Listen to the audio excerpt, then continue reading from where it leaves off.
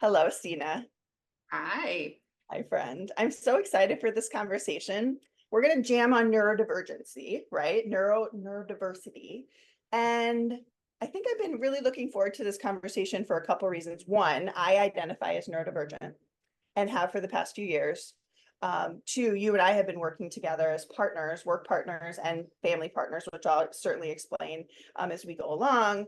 And I feel like the awareness and understanding and education that I've received from that is something that more leaders need in this world because there are so many neurodivergent talent out there. And if we can learn and understand how to grasp this, not disorder, but just the way that somebody's brain works differently, if we can learn to understand that and apply that in the workplace, we're going to open up so many avenues.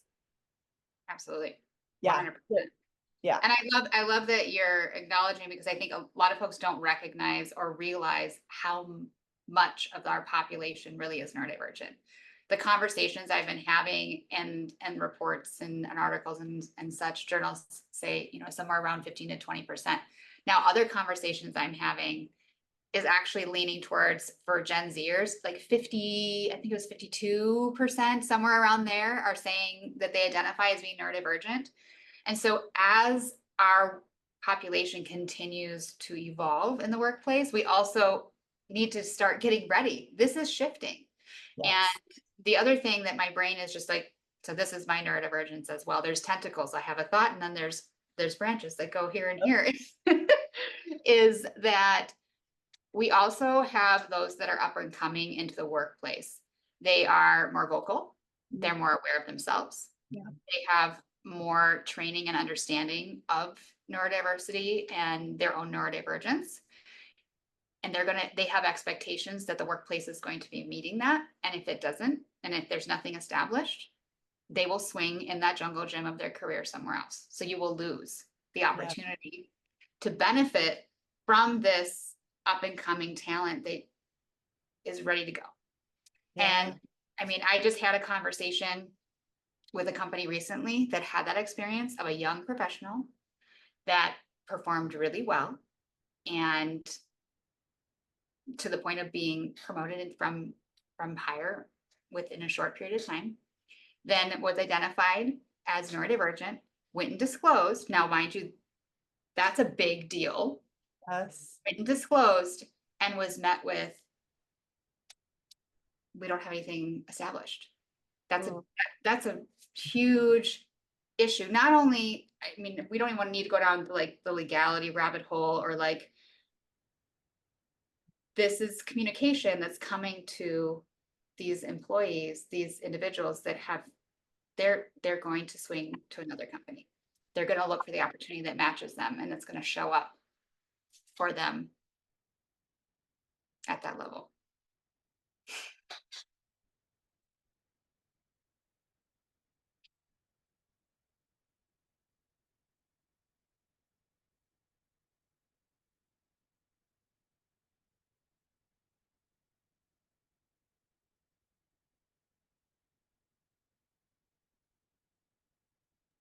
So I have a little more editing to do now. Sorry about that. So, okay, let's keep going. All right. Okay. Okay, here we go. So it's such a I don't know if prevalence is the right word. There's a more of a prevalence of it. Like you've said, right? Gen Zers are identifying more. Let's define this for the leaders who are out there. Like, what are you talking about neurodivergency for? Like, what is it? Why does it matter? Yeah. So I always go through, there's all the neuro terms, but the four that are really important to understand is that neurodiversity, and I like to use my hand gestures because it also helps me understand. So neurodiversity is this umbrella term. Neurodiversity is saying that there are differences in our cognitive abilities and the ways that our brains work between those in the human population, which we all can agree. The way my brain works doesn't work like yours, doesn't work with like my neighbors or my coworkers. So that's neurodiversity, the diversity within our nervous systems and the processing of information. Then we have neurodivergent. So that's an individual that would be identified as someone that has a brain that's processing information different from the majority of the population as it's defined. So these the individuals that might identify and say I'm neurodivergent would be, hey, I have ADHD or autism or OCD or some sort of synesthesia, or I mean, the list goes on and on and on. Lexia, right?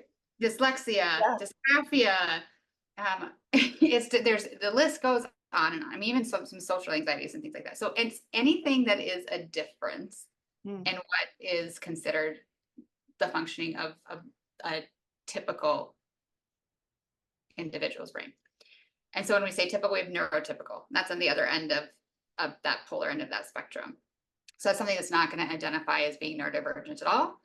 And it's also something that we need to be mindful of when someone says I'm neurotypical, that's how they're identifying it. They may identify differently later on. Because with awareness of our neurodiversity and how our brain functions, sometimes we start realizing, oh, I'm maybe farther down this spectrum in my experience and how my brain processes information. So maybe I have some neurodivergence at play. I'm just not aware of it at that point in time when I said I'm neurotypical. So a lot of times there's some mislabeling. And I always emphasize that we need to be flexible in that. It's a journey. And how we understand ourselves, just like how we grow and develop in our career, how we grow and develop in our relationships and our identity, we also grow and develop in our understanding of our neurodiversity and how our brain works. Yeah. So it's really important to lean into, especially for professionals that are in fields that are relying on their cognitive ability. Right. And who doesn't rely on the cognitive ability of their workers? Like everybody needs to be using their brain to make small or large decisions every day. So this is something that is impacting every workplace. And I have this vision, Stina, that there's a leader that's going to watch this and that's going to raise their awareness and is going to want to sit down with their team and talk about this. Is that the right thing to do? Because you even mentioned like disclosing a little bit ago, like are we putting people in an awkward position if that happens? Or is that really what we should be doing, having these broader conversations?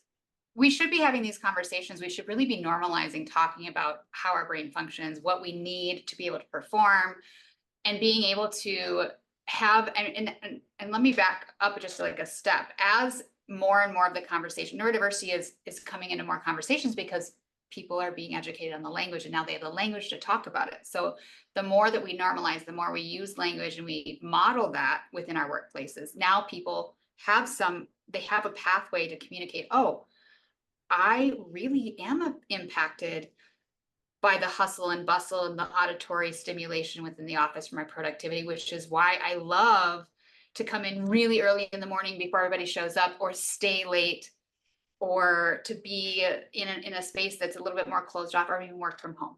Because now I can manage my environment and I actually get to perform at my true ability. And that's what I want to be shown when I show up to work. That is part of understanding your own neurodiversity. So if we normalize the conversations, the great news is that to be neuro-inclusive in the workplace, you do not need disclosure from anybody, because everybody has a brain. I sure hope so, or you're not walking around. We're not jellyfish, right? So everybody has a brain, everybody has a nervous system, everybody can be included in this conversation. Where they are on this spectrum of neurodiversity doesn't matter. Because if we have options of how people can self-manage their time, their task management, their work completion, their interactions, so that it is supportive of their nervous system, so we don't overload, so we don't underload. You want that Goldilocks stimulus in the workday so that you keep that productivity going. That way we get the most out of folks. And the thing is I don't need to know if you have a diagnosis or not.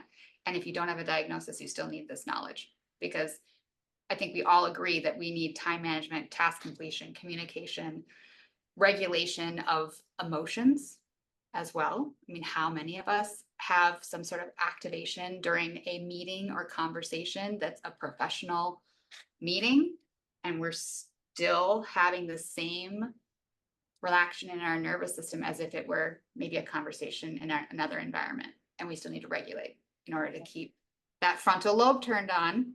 Sure. So we keep functioning. Yeah. And I think it's going to be, like you said, it's going to be even more prevalent with Gen Z demanding a workplace that accepts their whole self, that where they can really bring their whole self to work. And that means understanding how I work and understanding the people around me. Oh, and by the way, understanding my leader. I think there's been this gap for leaders that they somehow have to be perfect or above it. And for example, I could, as a leader, I could get paranoid. Like, am I better as a leader because I'm neurodivergent? Or is it jamming me up as a leader right now? Or am I just not self-aware enough about how my brain is connecting to my leadership activities and how I'm executing, right? So like, I think this is just going to become such a bigger issue. And I know that there are people out there, let's go with this for a little bit, Stina. Like, I'm imagining that leader getting so excited about this conversation, wanting to talk to their people. What could they expect? Like, what are some of the benefits of just even raising this topic in the workplace? Mhm. They can expect to be able to understand how to manage and co-manage. Mm, I love thinking of it that way too, because especially if we're thinking about the up and coming and the Gen Zers and otherwise, is that the mentality and the understanding of the type of leadership that they want more collaboration. They want to feel like it's not a yes, you're the leader and you have the decision, but you're going to have more buy-in if you can also create understanding and investment through conversation. And so what you're going to have is you're going to understand more about your employees and your team members, and even maybe your co-leaders, and know how to interact, how to take this information that I have or this directive to transfer it in a way that's going to be received and actually acted on, versus maybe there's some opposition, because sometimes if you deliver it in a certain way, it doesn't land as well. And then now you have to start massaging the situation or come back and redirect, versus if you knew the key of how to communicate it, and then how to also, we have reinforcers. So understanding where that dopamine and that serotonin hit is for this individual, how are they going to be motivated naturally to continue on and stay focused and have high productivity. It just simplifies it. You have the formula. It's like, gosh, I really loved my Grandma Rose's chicken dumpling soup. And you know what? I could never get the dumplings right until I got the recipe. And then now I bring it up every time. So if you have the recipe accessible, and that's what you get through these conversations, through this type of practice, you're going to have perfect dumplings. I I mean, love that. that's delicious. That's Mm, fantastic. Or they're going to look similar, but they're not going to taste. right, right. Hmm. Oh, I love that. I think giving the recipe card, understanding that, having that awareness. And this is one thing I'm curious about, Stina, because we say that neurodiversity is not a disorder or a disability. Is that right? Okay. That's my belief system. I Right. mean, And I I mean, think every professional. others will, and yes, they're in the medical world. That is how it is defined. Okay. That's So, not how I define it, because not how and I think many of the folks that are working in the neurodiversity world, is that we're recognizing that this is a natural occurrence for humans to have diversity in our brain function. right. And that one brain is not whatever Right. everybody's brain looks like. So I guess the question that I have then is, sometimes when we're talking about a disability in the workplace, and this may be an education for our listeners too, we make accommodations, right? That's the word we use. Like, we make accommodations at work. Yep. So whether this is a disability or disorder or not, we're just going in this saying, like, we may need to make accommodations Yep. for how Anna's brain works different than Josh's brain works different than Tamika's brain. Like, as a leader, I'm responsible for accommodating my style and how I assign work out to these people so that it's serving their brain, not mine. Mm-hmm. Is that the right way to think about it? Yes, and the thought of, by doing so, I'm allowing access of myself, of my company, and that individual to their true performance and ability. Mm. We're removing a block. So that's always what you want. You want to be able to take this individual that has this training, has this understanding, and then allow them access to be able to actually put it into practice. Because sometimes what happens is a typical work environment or a typical way that a directive is delivered or a project is designed for completion, so through project management, doesn't align with an individual or a team's nervous system.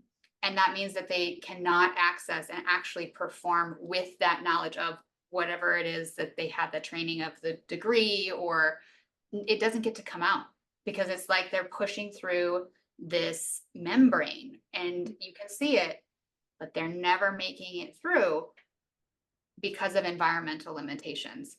And if we are able to provide, and I also like to say when we talk about accommodations, a lot of accommodations are self-provided. It's just that we hide them, or we think that we can't request them in front of others, such as like earplugs or a standing desk, or I need to go work in this cubicle and not be touched for an hour and a half, please. Because so when a lot of offices, a lot of workplaces are set up where there's a lot of access. So that management of attention to complete that task is really hard without very adamant, like active isolation, because somebody's coming back that says, hey, Stina, I had that question. I'm like, I really just need to get this report done. Yeah. And I need to manage my environment. That type of environment is not helpful. And so the accommodation I would request is I'd like to take an hour to do this report in a closed area, or I'd like to do it at home and then come in so that I can manage that environment. That is that accommodation I can provide myself. I just need to be able to do it along with the approval of my employer. And so that's that co-accommodation together. I think a lot of companies don't realize how accessible, how easy it is, how inexpensive it is to provide these accommodations. It's not a huge burden that you're going to need a whole nother, change it, tossing everything up and rebuilding it. Right. It's very simple most of the time. Yeah, I think so. And, we make these simple changes. And again, thinking about that leader listening to us out there, Stina, if you're nervous about this and you just want to create a conversation, I think my guidance would be just start by understanding preferences. Use the word preferences. Like, what are your work preferences? How do you prefer to work? In open spaces and closed spaces with lots of people around, with by yourself, especially in this age of hybrid. If we're not having that conversation with each of our people, how do we know what the right balance is in terms of office and home for their productivity and their flourishing? Yep. And what's really cool is that the way you just broke that down is exactly following the format that we use when you do our disclosure training. I often say, don't bring in a label, describe your experience, tell your employer how you have found it successful to accommodate. Like, what are the things that you've been doing, the preferences that allow you to do your best work? What is it you need from them? And then don't forget, how is this beneficial to them and the company and your teammates? Like, what do you get out of it? Why do you want to do that? Not just, oh, I like doing it this way, but I like doing it this way. Most of the time, the answer is I like doing it this way because I get to do a really good job and I feel great doing a good job. And that's exactly how I want to perform in my role. Yeah. And that, brings me back to one of my main topics when I teach and talk about leadership with people, Stina, which is it starts with self-awareness. It starts with you. If you want to work better with others, it has to start with you, understanding yourself, understanding your own preferences, understanding how your brain works. Yeah. Then that self-awareness leads to other awareness, which leads to organizational awareness. It is the start of everything. So putting some effort into thinking, if you are that leader out there and you're like, oh, I don't even know if I've ever thought about how my brain works, now is the time. Because when you demonstrate that awareness to your people, you're giving them permission for them to also explore. And Cornell, I've shared this with you, Stina, like Cornell University did that study. Self-awareness is the #1 predictor of success for CEOs. Yep. Not strategic thinking, not analytical thinking, not whatever, self-awareness. How much do they know themselves, their strengths and their weaknesses, and how do they apply those at work? So maybe that's where I want to go next, Stina, is talking a little bit about the strengths or superpowers? Like, I know we're not saying that all neurodivergent people brain operate the same way. We're actually saying they operate very differently, but are there some commonalities in these superpowers? For example, you've worked with me and my son with ADHD for a number of years, and Asher and I were watching the Olympics the other night, and there was a gentleman who won, and he pointed out he had ADHD, asthma, anxiety, depression, a whole list of things, but Asher heard ADHD because that's what he and I have, and he's like, "Oh, mom, that's his ability to hyper focus. I bet that really helps." Like, he found that superpower like that. So like, what are some of those superpowers out there? Yeah, and I love that you preface this by saying like sometimes these are common observed, but not everybody has it. So Yeah. I always want to be careful when I answer these types of questions, because a lot of times when we view any information, we go, okay, ADHD equals blah, blah, blah, blah. That's everyone with ADHD.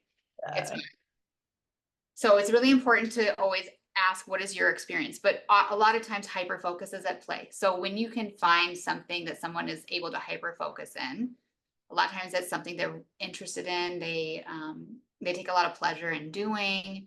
It also, I don't know if you have this experience, I do, where it can be a certain time of day where I can really hyper focus in. And I actually know not only the time of day, I know which days of the week and I know which days of the month, because I'm that data focused where I will gather that for my team and then for those that we work with.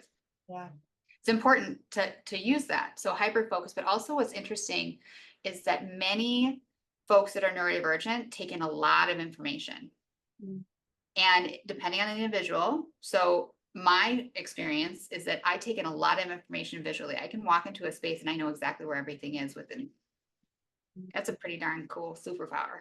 Yeah. You Yeah. know, where's the mustard, Stina? Well, it's on the back shelf, on the left, below, and behind. I don't know where that information came from, other than my brain just processes that way. Yeah. Some people are able to do that with auditory, so by listening. Mhm.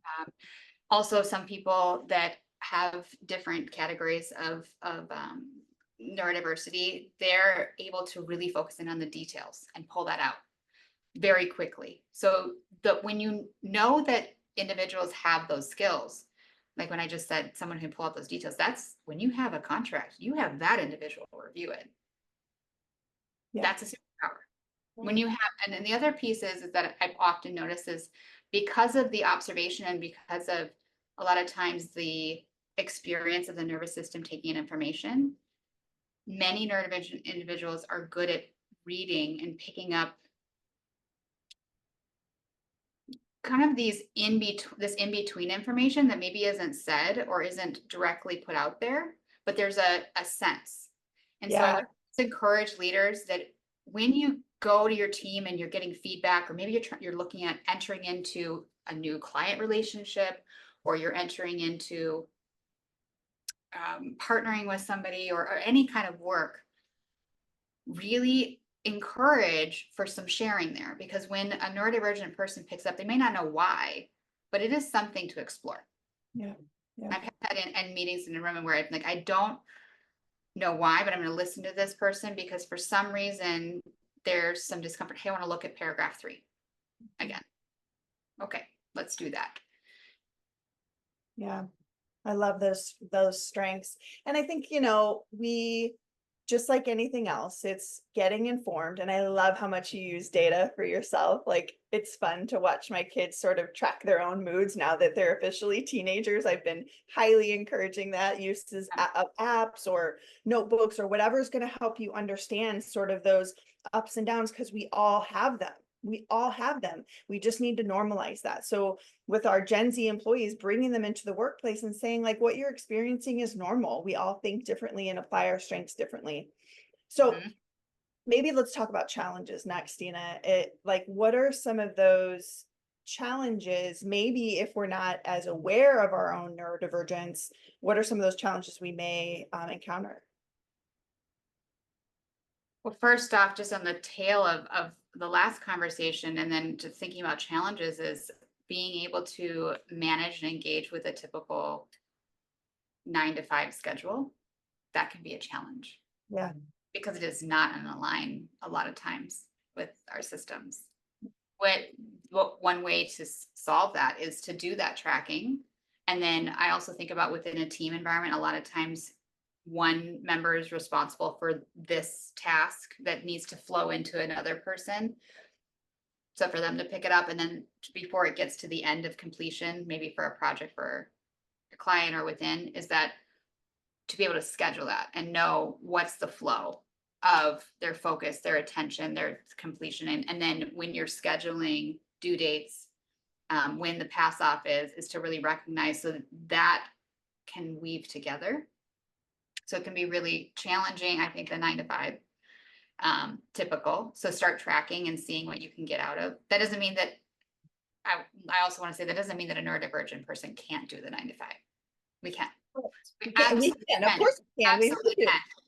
Yeah. Absolutely can. It can be challenging. I think the other piece is that's challenging is being able to communicate exactly what's going on if they don't have training or understanding of that language, or if the conversation isn't started, it's not normalized, it's hard to bring that up.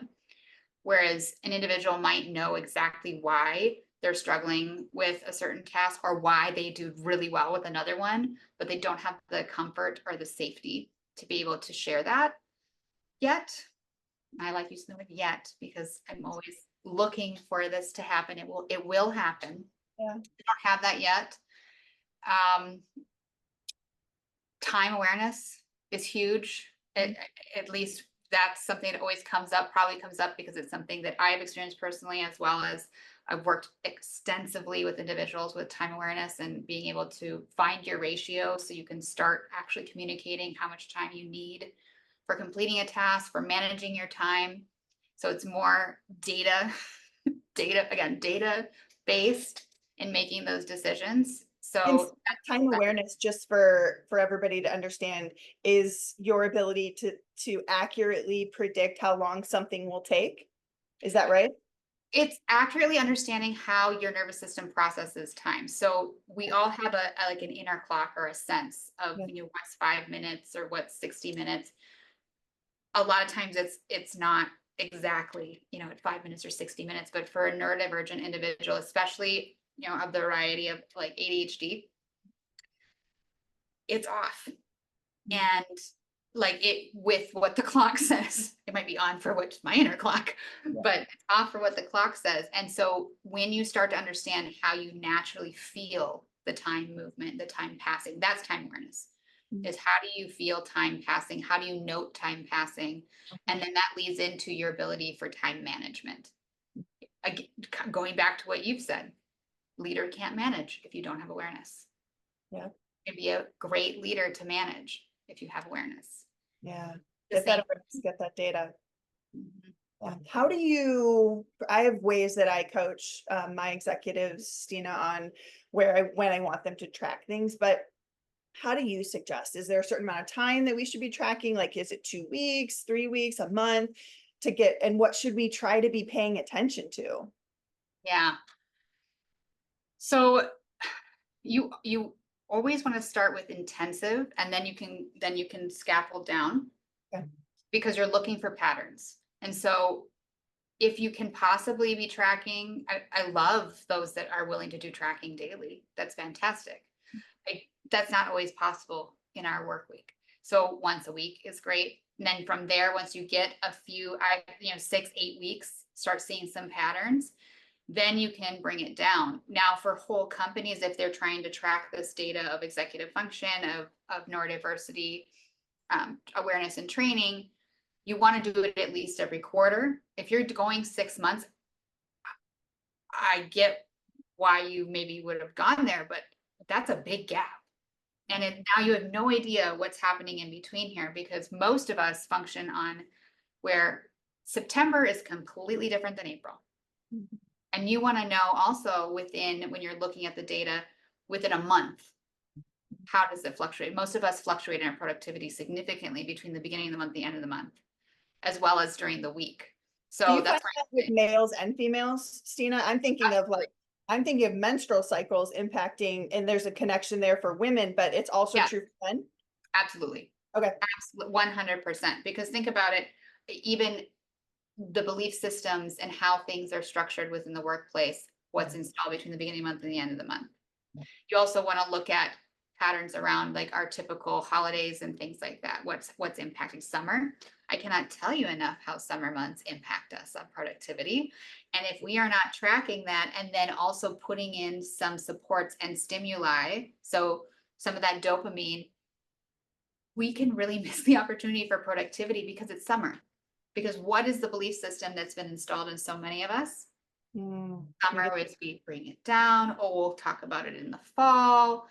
You know, oh, can we reschedule that meeting? That is a very common belief system. A lot of us are taking time off with family, Right. out of school. So tracking that and understanding that, you know, what does July look like? Because it's not worth to spin your wheels and waste and have all that energy leak in a time that's not going to produce.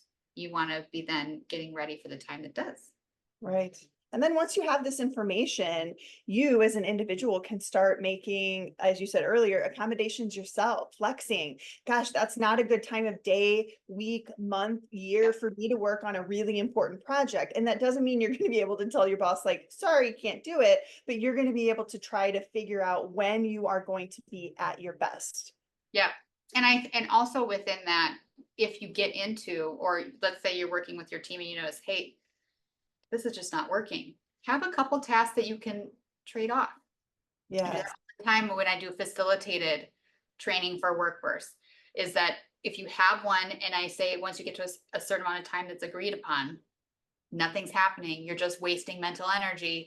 And by the way, mental energy, time, dollars, everything, shift. Go to the other one. You're going to come back after that because there's something about a reset in the brain as well. And then also, I mean, you could be, if it's an individual, sometimes I'll say, get up, go to the bathroom, bring those files with you, drop them off, do something else. When you come back, now you've changed the environment and the brain resets. Yes, love that. That's really good advice. Reset when you can. Okay, so let's close with maybe some hope. I'm curious what you think as we look forward to the future, what developments or changes would you like to see and how neurodiversity is approached in the workplace? Yep. I would like to see that as part of the conversation from the beginning of onboarding as what and then continues through the relationship that an employee or team member has with their company. I would want it to be part of leadership training so that there is awareness and language available. I would love to see that individuals, professionals understand what neurodiversity, neuroinclusion, neurotypical, and neurodivergent are. I do see that happening. I've already started to see that happening. And then I would love to see that they are using this knowledge to apply for success, for inclusion, not only to address culture, but also to recognize that as we are doing that, we're also addressing our needs for productivity improvement. And so in using data to show that, I think we need a lot more data along with an application. And that means that those that are receiving this invitation to be neuroinclusive decide to step in and try it. Yeah, me too. Me too. There are companies out there doing it, right? Ultranauts. Great company. Raj, their CEO, doing great things. 75% of their workforce is neurodivergent. They hire for that. They know how to lead them. Like there are people like Ultranauts where we can look to and say, what are they doing right? How do we emulate that? Even in small ways in our workplace, we can continue to make that progress forward. So I'm excited. I'm really excited about how much attention this is getting and how this can be a tool for productivity and flourishing in the workplace. Absolutely. Yeah. So thanks for the conversation today. How can people get in touch with you? So the fastest, easiest way is probably on LinkedIn, Stina Borth, STINA BORTH. All right. Otherwise, it's Keymaker Services. So awesome. Like a key. Oh, this has been a great chat, Stina. Thanks for joining us. Thank you. Okay, friend.